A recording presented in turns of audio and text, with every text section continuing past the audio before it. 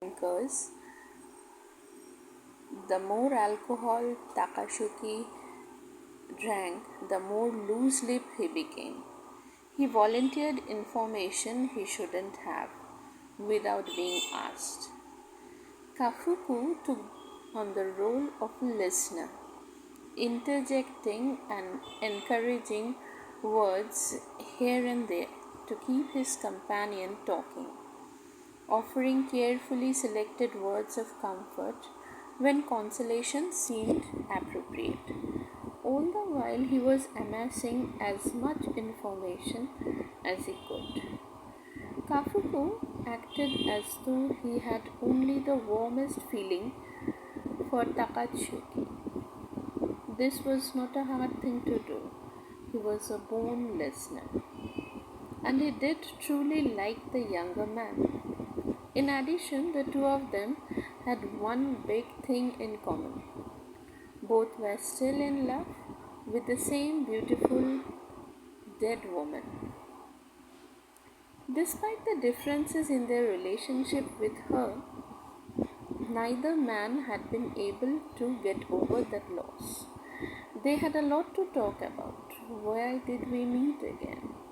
Why don't we meet again? Kafuku suggested when the evening was winding down. It was a pleasure talking with you. I haven't felt this good for a long time. Kafuku had taken care of the bathtub in advance.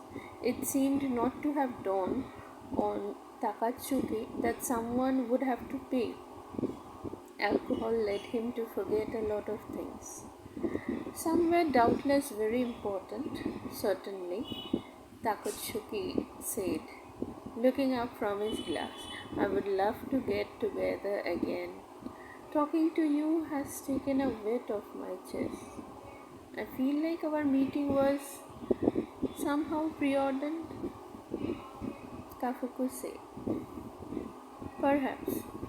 My late wife brought us together. There was something truth to that. They exchanged cell phone numbers, then they took hands and parted. Thus the two men became buddies, friends, drinking buddies to be more accurate.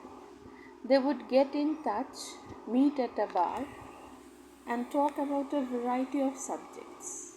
Not once did they share a meal. Bars were their only venue. Kafuku had never seen Takatsuki eat anything more than substantial, like a slight snack to accompany his liquor. For all he knew, the guy might never eat solid food, except for the occasional beer. The only drink he ever ordered was whiskey, single malt, and his preference.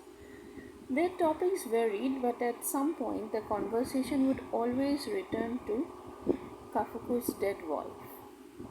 Kafuku told stories from her younger days, while Takatsuki listened intently.